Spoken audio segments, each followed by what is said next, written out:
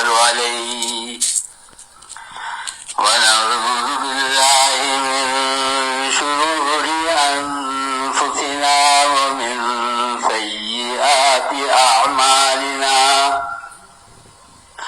من يهده الله فلا مضل له ومن يضلل فلا هادي له ونشهد أن لا إله إلا الله وحده لا شريك له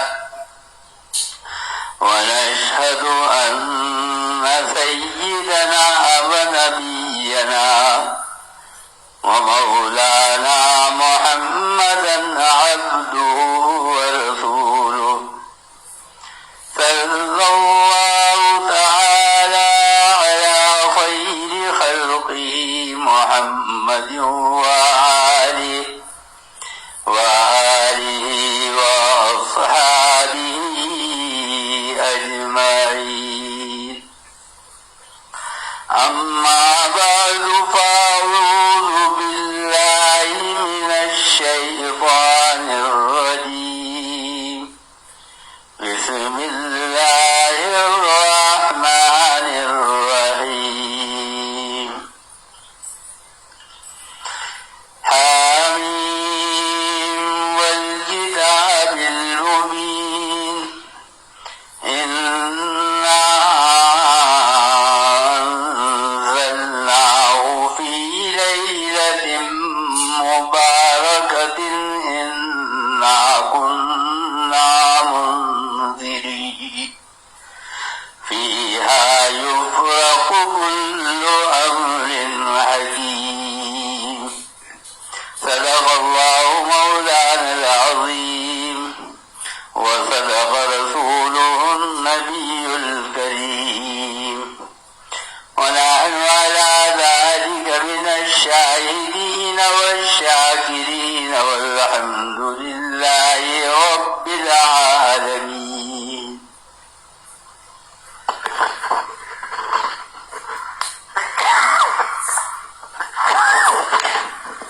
بزرگان محترم اور برادر عزیز، اس وقت میں نے آپ کے سامنے 26ویں سپارے کی ایک سورہ دخان کی ابتدائی آیتیں تلاوت کی ہے، اور آج جمعہ ہے. اس کے بعد جو اگلا جمعہ آئے گا 14 شعبان المعظم کا، تو جمعے کا دن گزرنے کے بعد 15ویں شب یہ جاگنے والی رات ہوگی، جس کو ہم اور آپ شب برات کہتے ہیں. اللہ تعالیٰ نے بہت سارے دنوں کو بھی فضیلت عطا فرمائی ہے، اور اللہ تعالیٰ نے بہت ساری راتوں کو بھی فضیلت عطا فرمائی ہے. دنوں میں خاص طور پہ جمعے کے دن کی فضیلت ہے، اور وہ اس لیے کہ جمعے کو سید الایام کہا جاتا ہے، یعنی حضور پاک صلی اللہ علیہ وسلم نے فرمایا کہ یہ دنوں کا سردار ہے. ایام یوم کی جمع ہے، اور یوم کہتے ہیں 24 گھنٹے کے دن کو. اسی طرح عید الفطر کے 3 دن ہیں، ان کی بھی فضیلت ہے، اور عید الاضحیٰ کے 3 دن ہیں، اس کی بھی فضیلت ہے. اور اسی طریقے سے اللہ تعالیٰ نے اور بھی ایام رکھے ہیں. محرم الحرام کے دن ہے، پیر کا دن ہے، اس کو بھی فضیلت حاصل ہے.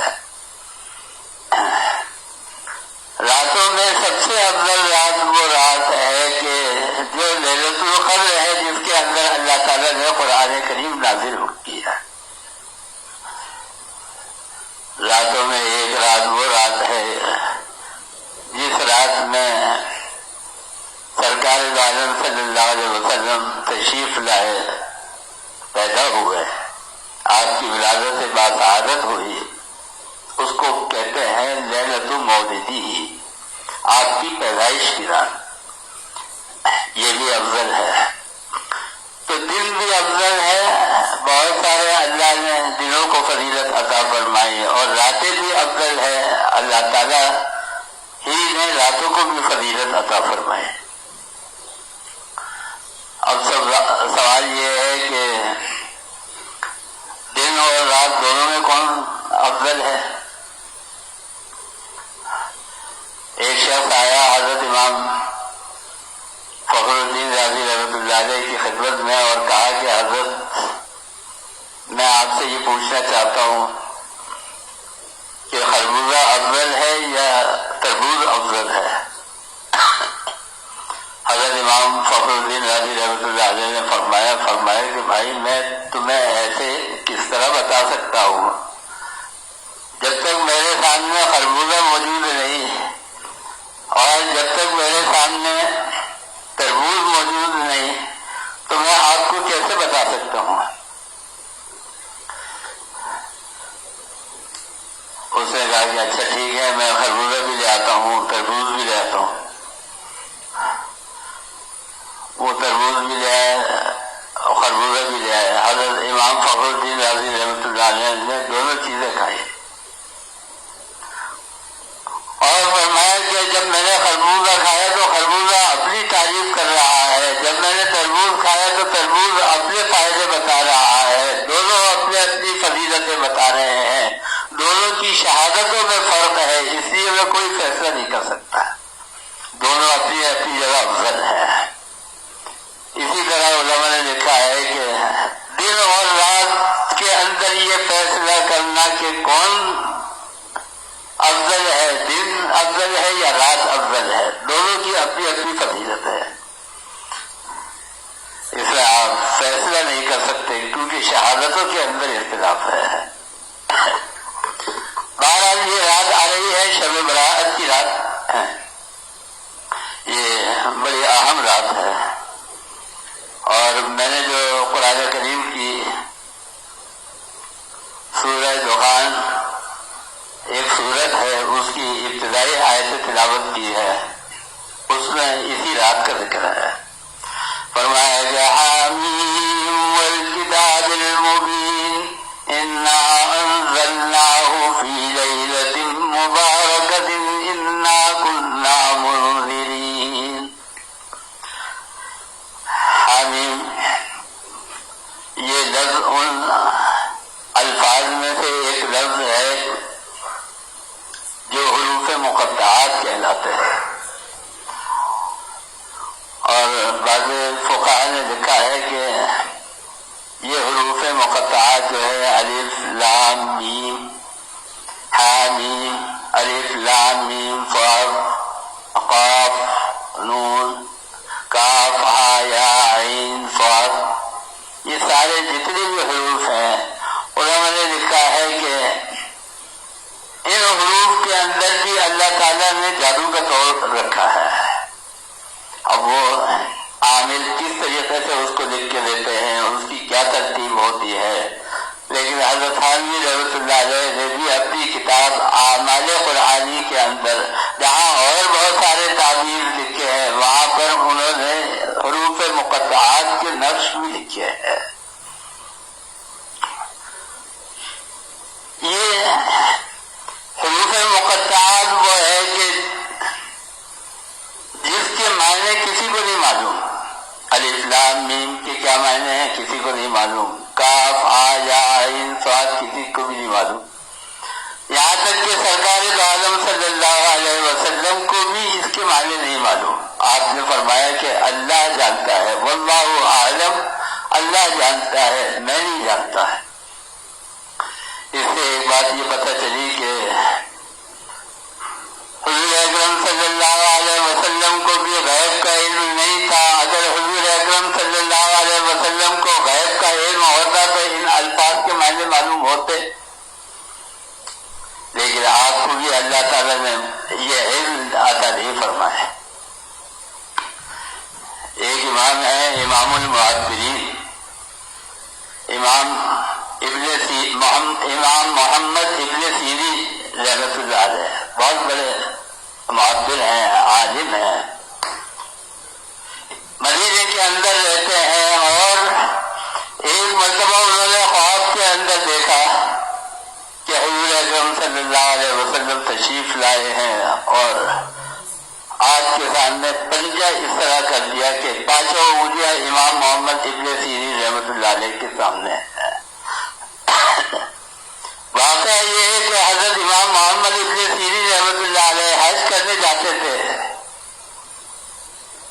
لیکن اب کئی سال سے حج نہیں کیا اس وجہ سے کہ بڑھاپے کی عمر ہے، نہ جانے کس وقت موت آ جائے.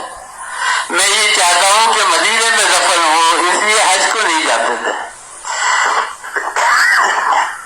جب کافی عرصہ گزر گیا تو آپ کا دل چاہنے لگا کہ میں حج کو جاؤں، لیکن یہی خیال بار بار آ رہا تھا کہ پتہ نہیں میری موت مدینے سے باہر آ جائے، اس لیے جاتا نہیں. حضور اکرم صلی اللہ علیہ وسلم کو جب خواب میں دیکھا تو آپ سے پوچھا کہ یا رسول اللہ میں حج کو جانا چاہتا ہوں، لیکن خواہش یہ ہے کہ مدینے کے اندر دفن ہوں. تو آپ یہ بتائیے کہ میں حج کو چلا جاؤں یا نہیں جاؤں، میری عمر اتنی ہے یا نہیں ہے؟ تو آپ نے جواب میں پنجہ سامنے کر دیا 5. حضرت امام محمد ابن سیرین رحمۃ اللہ علیہ کی آنکھ کھل گئی. اب سوچنے لگے کہ یہ حضور اکرم صلی اللہ علیہ وسلم نے جو جواب دیا ہے 5 انگلیوں کے ذریعے سے، تو یہ 5 مہینے مراد ہے یا 5 ہفتے مراد ہے یا 5 سال مراد ہے؟ پھر سوچا کہ امام المعاصرین جو ہے ان سے میں معلوم کرتا ہوں. تو انہوں نے اپنے خادم کو بھیجا اور کہا کہ خواب کی تعبیر پوچھی ہے، ایک مسلمان نے یہ خواب دیکھا ہے. اور جواب میں آپ صلی اللہ علیہ وسلم نے پنجہ دکھایا ہے. تو اب یہ بتائیے کہ عمر کتنی باقی ہے، 5 ہفتے، 5 مہینے یا 5 سال؟ اس خواب کی تعبیر کیا ہے؟ انہوں نے پوچھا کہ یہ خواب کس سے دیکھا ہے؟ انہوں نے کہا کہ میں نام بتا نہیں سکتا چونکہ میں اجازت لے کر نہیں آیا ہوں. انہوں نے کہا کہ جاؤ، جا کے پہلے اجازت لے کر آؤ. لیکن میں اپنی فہم اور فراست سے اور اللہ نے جو علم مجھے دیا ہے اس کے بنا کے اوپر یہ کہہ سکتا ہوں کہ مدینے میں یہ خواب سوائے امام مالک کے کوئی اور نہیں دیکھ سکتا. یہ خواب معمولی خواب نہیں ہے، اور یہ جو جواب حضور اکرم صلی اللہ علیہ وسلم نے دیا ہے یہ بھی معمولی جواب نہیں ہے. امام سیرین رحمۃ اللہ علیہ نے فرمایا کہ امام مالک ہی یہ خواب دیکھ سکتے ہیں، جا کے ان سے اجازت دے کر آؤ. وہ گیا، جا کے اس سے کہا کہ حضرت آپ نے تو نام بتانے کی اجازت نہیں دی تھی، یہ کہا تھا کہ کہہ دینا ایک بندہ خدا نے دیکھا ہے، ایک مسلمان نے یہ خواب دیکھا ہے، لیکن انہوں نے تو بتا دیا آپ کا نام. اب آپ کی طرف سے اجازت ہے تو پھر وہ خواب کی تعبیر بتائیے. انہوں نے کہا کہ ٹھیک ہے میں اجازت دیتا ہوں، تم جا کر امام محمد کو یہ کہو کہ میری طرف سے اجازت ہے، خواب کی تعبیر بتا دیں. خواب کی تعبیر بتائی. امام محمد فرماتے ہیں، فرمایا کہ حضور اکرم صلی اللہ علیہ وسلم کا یہ جواب نہ 5 مہینے مراد ہے نہ 5 سال مراد ہے، بلکہ حضور اکرم صلی اللہ علیہ وسلم نے یہ اشارہ اپنی ایک حدیث اور قرآن کی ایک آیت کی طرف کیا گیا ہے کہ جس کے اندر ان 5 چیزوں کا ذکر ہے کہ جن کا علم سوائے اللہ کے کسی نبی کو بھی نہیں دیا گیا. فرمایا کہ ان اللہ عنده علم الساعة، قیامت کب قائم ہوگی کسی کو نہیں پتا. وَيُنَزِّلُ الْغَيْثَ، اور بارش کب اور کس جگہ اور کتنی بارش ہوگی یہ سوائے اللہ کے کسی کو اس کا علم نہیں ہے. وَيَعْلَمُ مَا فِي الْأَرْضِ،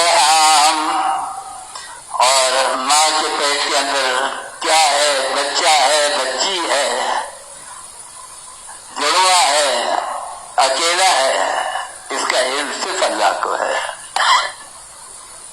اور فرمایا کہ وَمَا تَدْرِي نَفْسٌ مَاذَا تَكْسِبُ غَدًا، کس کی روزی کہاں لکھی ہوئی ہے، کون کس ملک میں جا کے، کس علاقے میں جا کے کمائے گا اور کس وقت جائے گا، اس کا علم بھی سوائے اللہ کی کسی کو نہیں ہے۔ وَمَا تَدْرِي نَفْسٌ بِأَيِّ أَرْضٍ تَمُوتُ، اور کس آدمی کو کہاں موت واقع ہوگی، کہاں پر ملک الموت آ کے اس کی روح قبض کرے گا، اس کا علم بھی سوائے اللہ کے کسی کو نہیں ہے۔ ملک الموت کو بھی اللہ تعالیٰ پہلے سے نہیں بتاتے ہیں کہ فلانے کی روح تم فلانی جگہ قبض کر رہا، جس وقت جس کا وقت آ جاتا ہے اس وقت ملک الموت کو یہ بتایا جاتا ہے کہ تم فلانے کی روح فلانے جگہ کے اوپر جا کے۔ ایک مرتبہ حضرت سلیمان علیہ السلام کی نشست تھی، وہاں پر گفتگو ہو رہی تھی، تو ایک شخص آ کے وہاں پر بیٹھ گئے اور کسی کو وہاں بڑے غور سے دیکھنے لگے، گھورنے لگے۔ ایک آدمی آیا، نشست میں بیٹھ گیا حضرت سلیمان علیہ السلام کی مجلس میں، اور کسی شخص کو بڑے غور سے دیکھنے لگا۔ تو حضرت سلیمان علیہ السلام سے نبی کہ آپ کو علم دیا گیا تھا، تو جب وہ آدمی چلا گیا تو اس آدمی نے حضرت سلیمان علیہ السلام سے پوچھا کہ یہ آپ کا کوئی جاننے والا تھا، یہ کون آدمی تھا جو مجھے اتنے غور سے دیکھ رہا تھا؟ انہوں نے کہا کہ نہیں، یہ میرا کوئی دوست ووست نہیں ہے، یہ ملک الموت حضرت اسرائیل علیہ السلام۔ انہوں نے بولا کہ یہ تو بڑا مسئلہ ہو گیا، مجھے اتنے غور سے دیکھ رہا ہے اور وہ بھی ملک الموت، یقیناً میری موت کا وقت آ گیا۔ تو اس کے ذہن میں یہ خیال ہوا کہ یہ اسرائیل علیہ السلام ابھی کہیں قریب کے علاقے میں محلے میں ہوں گے۔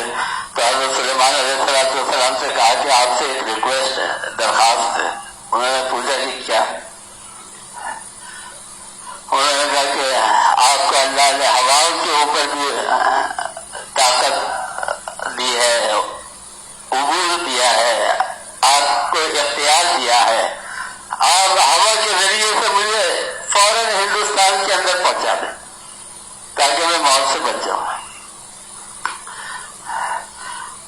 پہنچا دیا۔ حضرت سلیمان علیہ السلام نے ہوا کو حکم دیا کہ جاؤ اس کو لے جا کے ہندوستان میں چھوڑ دو، ہوا نے پہنچا دیا۔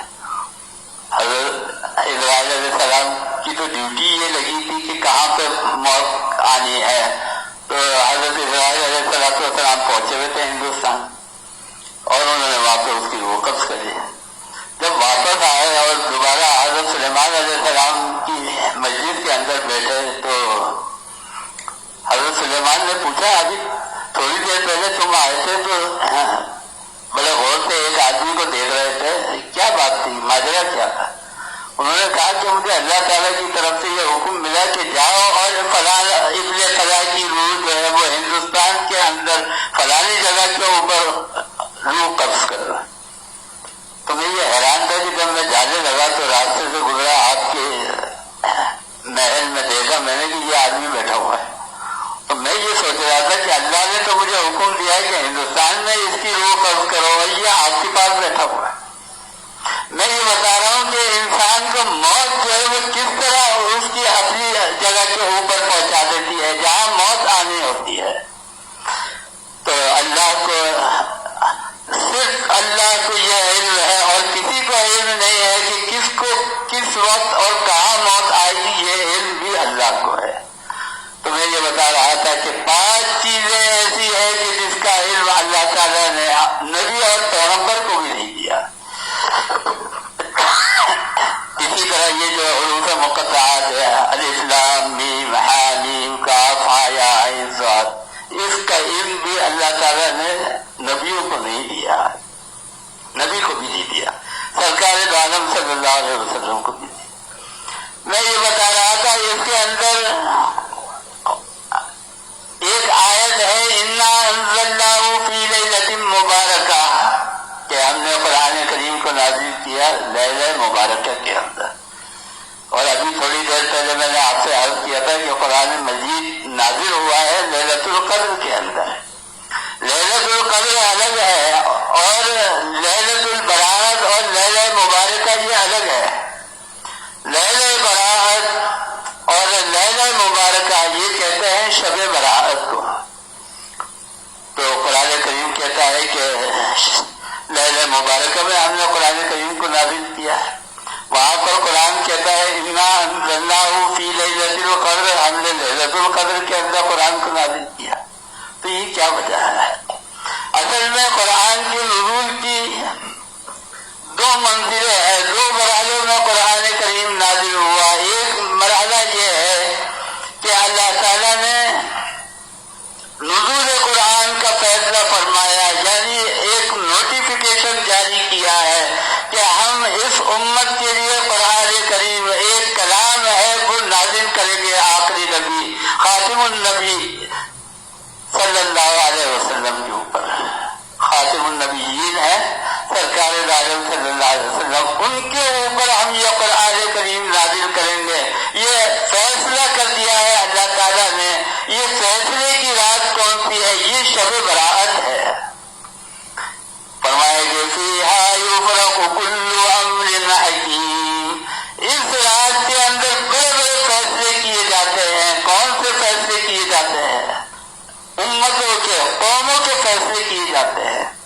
کون سا ملک جو ہے یہ سپر پاور بنے گا، کون سا ملک جو ہے وہ تباہ ہو جائے گا، کون سا ملک جو ہے وہ جنگ کی درد کے اندر آئے گا، کون سا ملک جو ہے اس کے ساتھ کیا ہوگا، کن خاندانوں میں کون سے فیصلے اللہ تعالیٰ فرما رہے ہیں کیے جائیں گے. کون سا بچہ کب پیدا ہوگا، کہاں پیدا ہوگا، کس کو کہاں موت آئے گی، کب موت آئے گی، یہ سارے فیصلے ہو رہے شب برات کے اندر. اسی لیے سرکار عالم صلی اللہ علیہ وسلم نے فرمایا کہ میں یہ چاہتا ہوں کہ جب میری قسمت کا فیصلہ ہو رہا ہو اور میری تقدیر کا فیصلہ ہو رہا ہو کہ اس سال میرے ساتھ کیا کیا معاملات ہوں گے، تو میں یہ چاہتا ہوں کہ میں روزے سے ہوں. یعنی 15ویں شب کو جاگ کر عبادت کے اندر گزارنا اپنا وقت، اور اس کے بعد 15 شعبان کے دن کو روزہ رکھنا. اس لیے کہ اللہ تعالیٰ جس وقت آج کے متعلق فیصلہ کر رہے ہو تو اللہ تعالیٰ کو رحم آ رہے کہ بھائی دیکھو یہ میری محبت میں، میرے عشق کے اندر یہ بھوکا ہے، پیاسا ہے، عبادت میں لگا ہوا ہے، ساری رات جاگ کر گزاری ہے، تو اللہ تعالیٰ آپ کے ساتھ نرمی کا معاملہ کرے. حضور اکرم صلی اللہ علیہ وسلم نے فرمایا اس لیے 15 شعبان کو روزہ رکھو. تو یہ فیصلوں کی رات ہے. قوموں کے فیصلے ہوتے ہیں، خاندانوں کے فیصلے ہوتے ہیں، سوسائٹیوں کے فیصلے ہوتے ہیں. اس رات کے اندر جو اللہ تعالیٰ سے مانگے گا وہ اللہ تعالیٰ اس کو عطا فرمائیں گے. بس ایک فیصلہ تو یہ کر دیا اللہ تعالیٰ نے شب برات کی رات کے اندر. اور یہ شب برات کی رات صرف یہی نہیں ہے کہ حضور اکرم صلی اللہ علیہ وسلم کے دور سے شروع ہوئی ہے، نہیں، یہ تو جب سے کائنات بنی ہے اور اللہ تعالیٰ نے تاریخ مقرر کر دی اس وقت سے یہ سلسلہ شروع ہے. یعنی دنوں کا جب اللہ تعالیٰ نے فیصلہ کر دیا 7 دن ہوں گے. اللہ تعالیٰ نے تاریخوں کا فیصلہ کر دیا کہ 30 دن کا مہینہ ہوگا. فرمایا گیا ان عدت الشہور عند اللہ 12 شہرا فی کتاب اللہ یوم خلق السماوات والارض منها 4 حرم. جس وقت ہم نے زمین اور آسمان کو پیدا کیا اسی وقت سے تاریخ اور مہینے ہم نے جاری کر دیے. تو یہ شب برات جو ہے یہ حضرت آدم علیہ السلام کے دور سے آ رہی ہے اور قیامت کی آخری گھڑی تک یہ جو آخری سال ہوگا اس وقت تک آتی رہے گی. جو اس کے اندر جاگ کے گزارے گا، عبادت کر کے گزارے گا، اللہ کو راضی کر کے گزارے گا، اللہ تعالیٰ اس کے ساتھ مہربانی کا معاملہ فرمائیں گے. جاگ لو، جاگنے کا مزہ آج کی رات ہے، جاگنے کی رات ہے. میں یہ بتا رہا تھا اس کے اندر بڑے بڑے فیصلے ہوتے ہیں. تو رات یہ مبارک ہے اور رات جو ہے وہ میں عرض کر دیا کرتا ہوں کہ القدر ہے. یعنی جتنی بھی راتیں ہیں، لیلۃ القدر ہے، شب برات ہے، اس کے اندر کام تو آپ ایک ہی کر رہے ہیں، قرآن کی تلاوت، نوافل کا اہتمام، دعاؤں کی کثرت، جاگ کر اللہ کی عبادت. تو یہی کام آپ کر رہے ہیں. یہ کام جو ہے یہ آپ کسی بھی رات کے اندر کریں، وہی آپ کو ثواب ملے گا. تو اگر آپ نے کوئی بھی رات جاگ کر گزاری، بہت سارے علماء نے اس کا اہتمام کیا ہے، ہمارے علماء اور فقہاء نے، کہ اسلامی مہینے کی ہر مہینے کی جو 27ویں رات ہے اس کو 27ویں شب سے نسبت دیتے ہوئے ہر مہینے وہ جاگ کر گزارتے ہیں. یعنی جو بزرگ ہوتے ہیں، جو اللہ والے ہوتے ہیں، وہ محرم کی 27 کو بھی جاگتے ہیں، سفر کی 27 کو بھی جاگتے ہیں، ربیع الاول کی 27 تاریخ کے اندر بھی عبادت کرتے ہیں، ربیع الثانی کی 27 تاریخ کے اندر بھی عبادت کرتے ہیں. تو مقصد ایک ہی ہے، اور وہ مقصد یہ ہے کہ اپنے آپ کو اللہ کے ساتھ ملانا، اللہ کے ساتھ تعلق کو جوڑنا. تو اگر آپ جاگ رہے ہیں اور جس کو ایک مرتبہ رات کی فضیلت معلوم ہو جائے، وہ حضرت سیدنا شیخ عبد القادر جیلانی رحمۃ اللہ علیہ کی طرح پھر سلطنتوں کو ٹھکرا دیتا ہے. حضرت سیدنا شیخ عبد القادر جیلانی رحمۃ اللہ علیہ کا مقام کون سا ہے؟ عراق. وہاں پر آپ رہتے ہیں، اور آج تک وہیں پہ بغداد کے اندر ان کا مزار بھی ہے. اس وقت ایک بادشاہ ہے، اس بادشاہ کی حکومت ہے ملک سنجرم پر،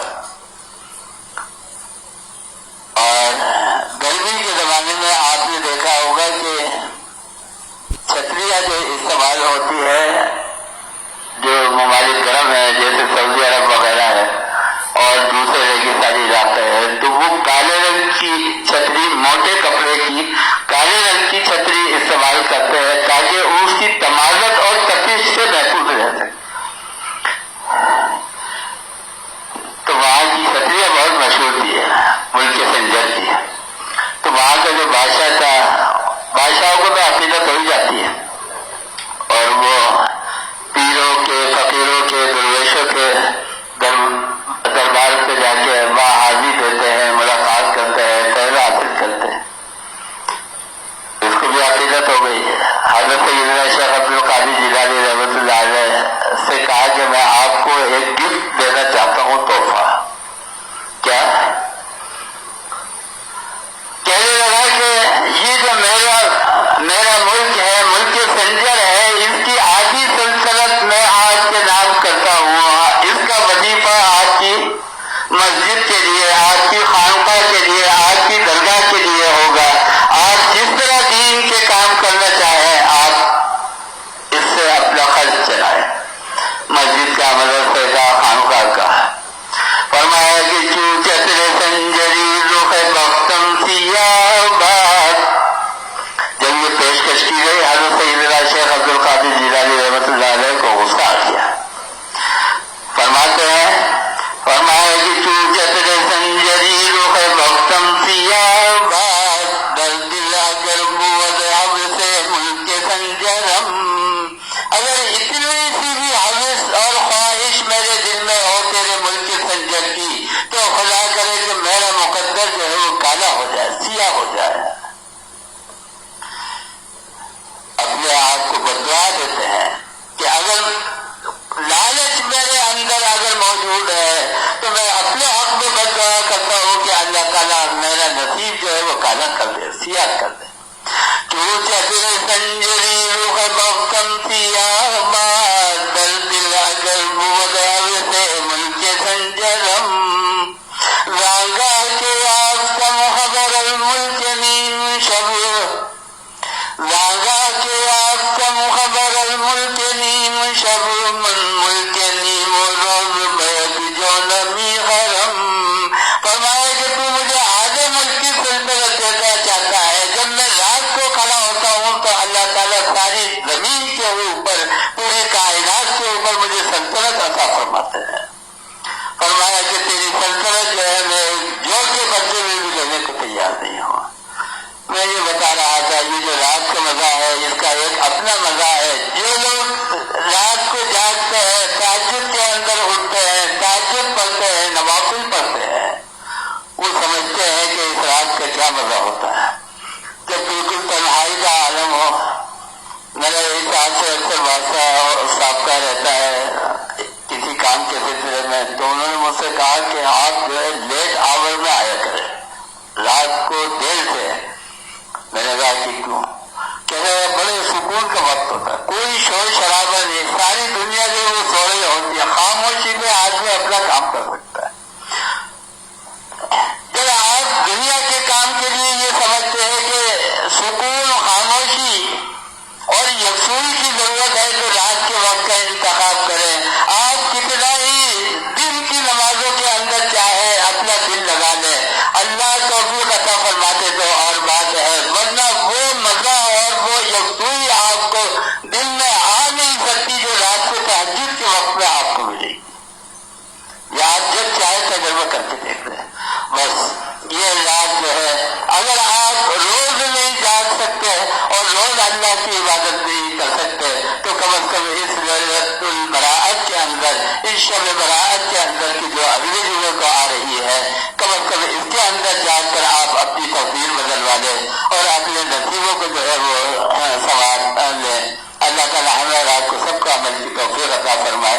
اللہم ارنا الحق حقا وارزقنا اتباعہ وارنا الباطل باطلا وارزقنا اجتنابہ. میرے کزن ہے ان کی طبیعت بہت زیادہ ناساز ہے ICU کے اندر ہے اور میری ایک رشتے دار عزیزہ ہے وہ بھی بہت زیادہ گردے کے مرض کے اندر مبتلا ہے. دعا کیجیے کہ اللہ تعالیٰ جتنے بھی لوگ اسپتالوں میں گھروں میں بیمار ہیں اے اللہ سب کو صحت کاملہ عاجلہ مستمرہ نصیب فرما. اللہ تعالیٰ سب کے اوپر اپنا رحم فرما. اللہم ارنا الحق حقا وارزقنا اتباعہ وارنا الباطل باطلا وارزقنا اجتنابہ. وصلی اللہ تعالی علی خیر خلقہ محمد وآلہ وصحبہ اجمعین.